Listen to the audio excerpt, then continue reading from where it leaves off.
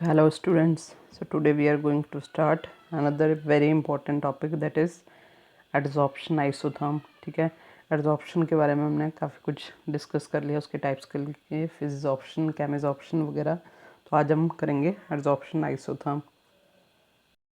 So let us start. First of all, adsorption isotherm का meaning क्या है? तो adsorption हमने कर लिया है. isotherm मतलब आइसो का मतलब सेम, ठीक है, थर्म मतलब टेम्परेचर. तो इसका मतलब आइसोथर्म का मतलब क्या हुआ कि सेम टेम्परेचर पे एडजॉर्प्शन कैसे हो रही है, तो उसके बारे में हम पढ़ेंगे एडजॉर्प्शन आइसोथर्म के अंदर. ठीक है, सो ये रही इसकी डेफिनेशन. तो डेफिनेशन के अकॉर्डिंग जब हम कांस्टेंट टेम्परेचर के ऊपर प्लॉट कर रहे हैं कर्व या ग्राफ अगेंस्ट द टेम्परेचर, ठीक है, एक्सटेंट ऑफ एडजॉर्प्शन कितना हो रहा है corresponding to the pressure, that is called adsorption isotherm. ठीक है, तो इस ग्राफ की हेल्प से देखते हैं.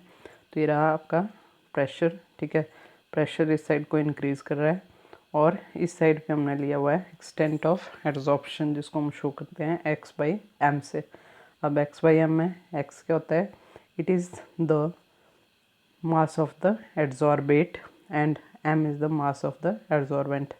उसको और अच्छे से अगर हमने समझना तो क्या बोल रही हूँ मैं, एडजॉर्बेंट हमारे को पता है, मान लो सॉलिड ले रहे हैं कोई चीज़, और इसका जो मास होगा, ठीक है, एम से शो करते हैं इसको, मास ऑफ द एडजॉर्बेंट.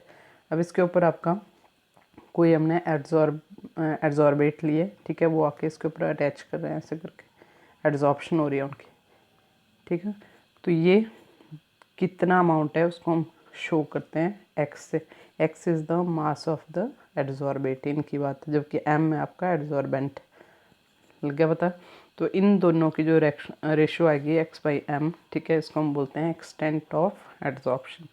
तो ये जो होगा इसके कंपैरिजन में, जो हम प्रेशर के कंपैरिजन में इसको एक्सटेंट ऑफ एडजॉर्प्शन को प्लॉट करते हैं, तो इस टाइप का ग्राफ आता है हमारे पास, जिसमें जब प्रेशर बिल्कुल लो है तो उस टाइम पे ये आपका ऑलमोस्ट स्ट्रेट लाइन की तरह चलेगा ग्राफ, और कुछ एक टाइम के बाद इंक्रीज़ करता जाएगा. अब एक स्टेज ऐसी आएगी उसके बाद ये ऑलमोस्ट कांस्टेंट हो जाएगा.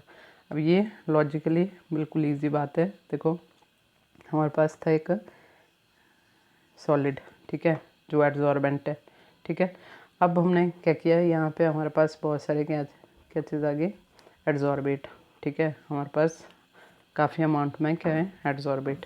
अब एडजॉर्प्शन का प्रोसेस लगा उन्हें, ये आके इधर अटैच करते जा रहे हैं, प्रेशर इंक्रीज़ होता जाएगा.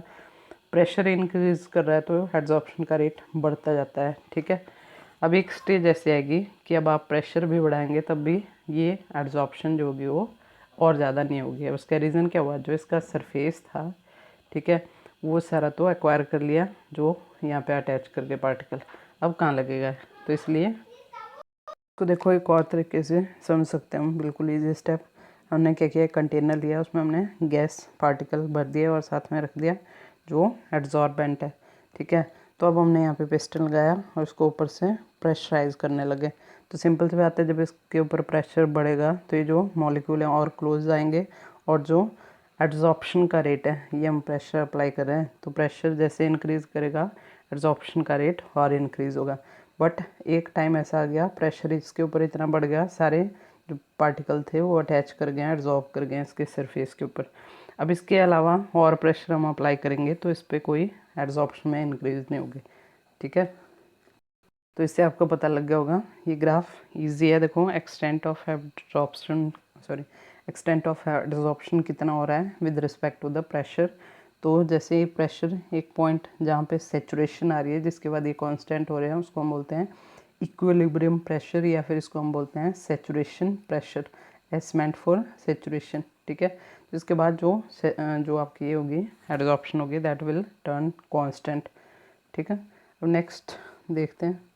तो एडजॉर्प्शन से रिलेटेड जो आइसोथर्म है, दो टाइप के हमारे पास अवेलेबल हैं. एक फ्रीउंडलिच एडजॉर्प्शन आइसोथर्म और सेकंड आता है आपका लैंगम्यूर एडजॉर्प्शन आइसोथर्म. तो इसमें आपका फर्स्ट जो है वो हमारे सिलेबस में मेनली इंपॉर्टेंट है, एग्जाम में क्वेश्चन भी आ जाता है कई बार, तो इसको हम करेंगे डिटेल में. अब तो अगर बहुत ईजीली आपको मैं इसके बारे में बताऊँ तो जो फ्रुंटलिच था उसने क्या किया, एड्सॉर्प्शन आइसोथर्म जो कंसेप्ट आई थी उसको यूज़ करके उसने उसके ऊपर थोड़ा सा और काम किया। उसने वेरिएबल टेम्परेचर यूज़ करके काम किया। फॉर एग्जांपल, उससे पहले एक चीज़ हमें क्लियर होगी कि जैसे ही प्रेशर इंक्रीज़ होता है तो रेट ऑफ एड्सॉर्प्शन भी इंक्रीज़ होता है। बट अगर हम टेम्परेचर की बात करते हैं तो क्या करते हैं, फर्स्ट केस लेते हैं हम ए ऑप्शन।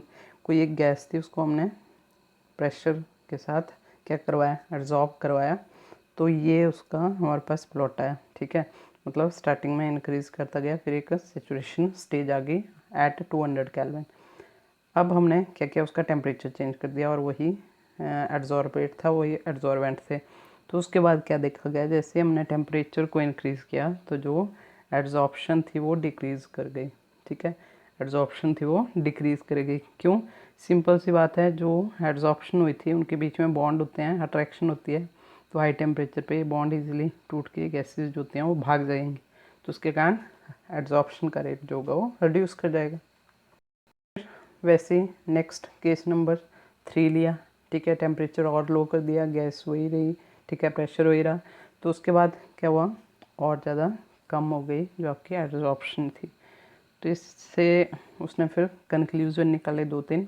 ठीक है, सबसे पहला जो उसने आउटकम निकाले थे से बोलता कि जब भी हम टेम्परेचर को इंक्रीज़ कर रहे हैं, फर्स्ट हम केस ले लेते हैं, हाँ, अगर हम टेम्परेचर को इंक्रीज़ कर रहे हैं तो जो रेट ऑफ एड्जॉर्प्शन है दैट विल डिक्रीज़। ठीक है, एड्जॉर्प्शन रेट डिक्रीज़, यहाँ पे थोड़ा सा बाय मिस्टेक गलत लिख दिया हुआ है। अगर हम टेम्परेचर को डिक्रीज़ कर रहे हैं, जैसे कि इस केस में मैंने लिखा है टेम्परेचर अगर डिक्रीज़ होता है तो एड्जॉर्प्शन जो होगी वो इंक्रीज़ करेगी। ठीक है, ये था फर्स्ट पॉइंट।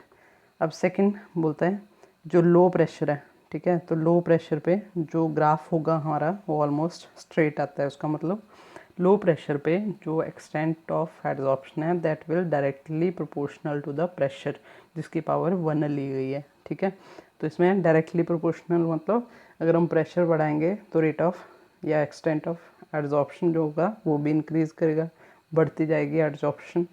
फिर उसने सेकंड अजम्पशन ली कि बहुत ज़्यादा हाई प्रेशर पे क्या होगा, तो जब बहुत ज़्यादा हाई प्रेशर होगा तो उस टाइम पे क्या होता है, जैसे आपको बताया जो सेचुरेशन आ जाती है, ये वाली चीज़ PS सेचुरेशन, तो बहुत ज़्यादा हाई प्रेशर पे क्या होगा, अब further no more adsorption increase होगी, कोई भी एड्जॉर्प्शन अब इंक्रीज़ नहीं करेगी, बट दैट टर्न कांस्टेंट।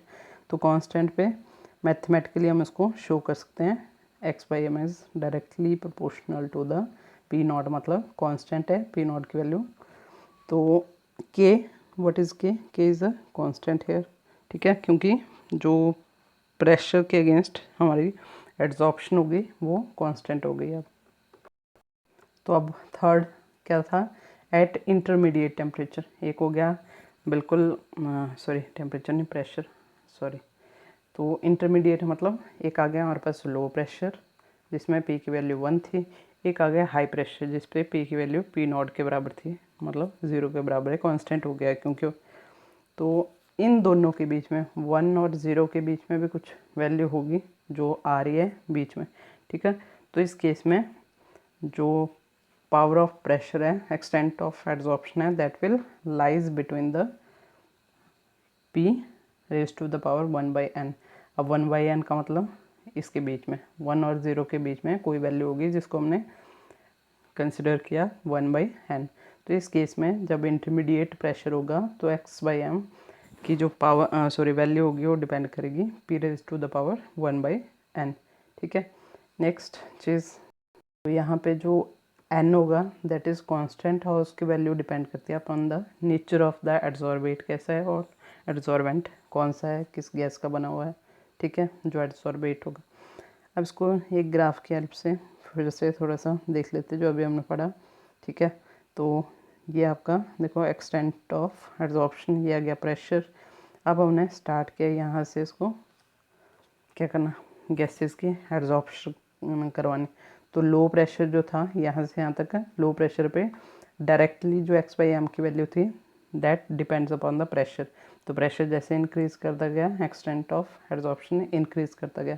फिर इंटरमीडिएट टेम्परेचर पे पहले हाई पे देख लेते हैं। हाई प्रेशर, सॉरी टेम्परेचर नहीं प्रेशर, प्रेशर पे जो x/m की वैल्यू थी दैट बिकम कांस्टेंट है, उसमें कोई चेंज नहीं आ रहा था, मतलब वो डिपेंड नहीं कर रही है प्रेशर के ऊपर, तो इसी प्रेशर को हम बोलते हैं सेचुरेशन प्रेशर। ठीक है, अब 1 और 0, ठीक है, इनिशियल और जो हाईएस्ट प्रेशर है उसके बीच में बोलता जो इसकी वैल्यू होगी x/m की that will depend upon the p raise to the power 1/n। अब 1/n मैंने जैसे बताया it is the value between 1 and 0। ठीक है, और यहाँ पे n जो होगा दैट इज़ कांस्टेंट। तो अगर हम समराइज़ करें फ्रीडरिच एड्सॉर्प्शन आइसोथर्म को, तो उसने क्या किया, एड्सॉर्प्शन के बारे में पता लगाया कांस्टेंट टेम्परेचर पे क्या होगा। ठीक है, सिंपल सी बात है। आइसोथर्म की बात करें तो बोलता है कि कांस्टेंट टेम्परेचर लेके अगर हम जो प्रेशर है उसके बारे में बात करें तो सबसे लो प्रेशर पे, डायरेक्टली प्रेशर पे डिपेंड करता है रेट ऑफ एड्सॉर्प्शन।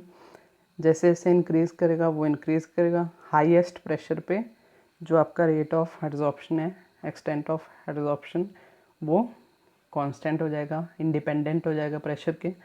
और इन दोनों के बीच में ये डायरेक्टली डिपेंड करता है आपका किसके ऊपर, p raise to the power 1/n। तो होपफुली आपको जितना हो सके सिंपल करके समझाया। ठीक है, इसके अलावा अगर आपको कोई प्रॉब्लम आती है तो आप बोल सकते हैं, मैं इसके आपको ऑनलाइन बहुत सारी वीडियोस प्रेजेंट होती हैं, वो तो एक्स्ट्रा बताते हैं बहुत ज़्यादा, तो मैंने जितना आपके सिलेबस के अकॉर्डिंग था ट्राई किया कि उतना आपको क्लियर कर दूँ। ठीक है, so keep studying, stay safe, thank you.